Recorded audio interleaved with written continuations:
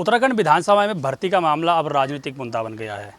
भाजपा और कांग्रेस एक दूसरे पर आरोप लगा रहे हैं कि उनके शासनकाल में जो भी भर्तियां हुई हैं उनमें गड़बड़ी हुई है। ये सिर्फ एक शासनकाल का मामला नहीं है, बल्कि राज्य गठन से लेकर अब तक जितनी भी भर्तियां हुई हैं उनमें कहीं ना कहीं भाई भतीजावाद अपनाया गया है। मेरे हाथ में एक लिस्ट है। इस लिस्ट में अगर आप नाम देखेंगे तो ये सोशल मीडिया पर एक वायरल लिस्ट है। इस लिस्ट में कई ऐसे महानुभावों के नाम लिखे हुए हैं जिनके संबंधी इस विधानसभा में भर्ती हैं। यानी कि साफ जाहिर है कि ये जो भर्ती मामले हुए हैं, भर्ती का जो घपला विधानसभा के अंदर हुआ है, ये सिर्फ एक शासनकाल में नहीं हुआ है, बल्कि राज्य गठन से लेकर अब तक लगातार इसी तरह के प्रकरण यहाँ होते रहे हैं। तो अब क्योंकि मामला राजनीतिक हो गया है और इस पर पूरे मामले पर जांच की बात की जा रही है, अब इंतजार हो रहा है विधानसभा अध्यक्ष का।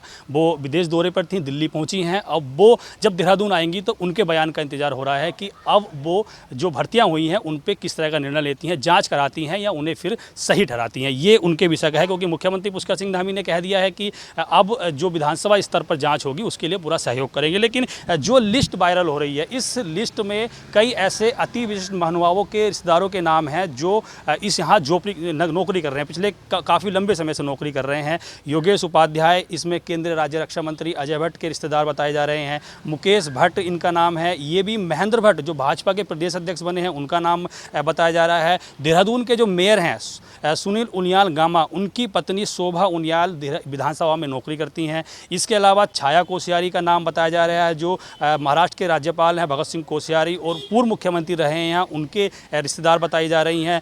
तमाम ऐसे इस लिस्ट में नाम हैं जो तमाम अति विशिष्ट महानुभावों के रिश्तेदार हैं या फिर उनके सगे संबंधी हैं, करीबी हैं। यानी कि साफ कहा जा सकता है कि विधानसभा में जो भर्तियां हुई हैं, अब तक जो भर्तियां हुई हैं, उनमें बहुत बड़े स्तर पर भाई भतीजावाद अपनाया गया है। अपने करीबियों को, अपने रिश्तेदारों को नौकरी दिलाने के लिए चिट्ठियाँ लिखी गई हैं, उनसे संपर्क साधे गए हैं विधानसभा अध्यक्ष से, और किसी भी तरह से हर हाल में उन्हें भर्ती कराने का पूरी तरह से यहाँ कोशिश की गई है और वो आज यहाँ नौकरी भी कर रहे हैं।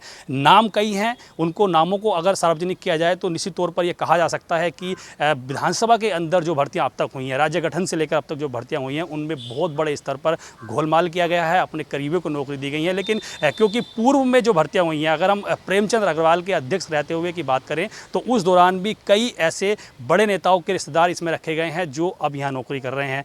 मुख्यमंत्री पुष्कर सिंह धामी के कई करीबी नौकरी यहाँ कर रहे हैं। उसके अलावा प्रेमचंद अग्रवाल खुद विधानसभा अध्यक्ष से उन्होंने अपने कई रिश्तेदारों को यहाँ नौकरी दी है। इसके अलावा अगर और तमाम बड़े नेताओं की बात करें तो उनके रिश्तेदारों को यहाँ नौकरी दी गई है। तो ये लिस्ट सोशल मीडिया पर जरूर वायरल हो रही है, लेकिन इनमें अगर सच्चाई है तो इस लिस्ट में जो नाम है और इस नाम के आगे जिन लोगों के नाम लिखे हुए हैं, महानुभावों के जो नाम लिखे हुए हैं, उन लिस्ट से देखकर साफ कहा जा सकता है कि इसमें बहुत बड़े स्तर पर घपला किया गया है। अपने रिश्तेदारों को नौकरी देने के लिए यहाँ पर सेटिंग गेटिंग का खेल खेला गया है। यानी कि विधानसभा में जो अब तक भर्तियां हुई हैं, राज्य गठन से लेकर अब तक जो भर्तियां हुई हैं, उनमें बड़े नेताओं ने अपनी सेटिंग गेटिंग पर अपने रिश्तेदारों को नौकरी दिलाई है। देहरादून से अपने सहयोगी मनोहर रावत के साथ पंकज राणा, एबीपी गंगा।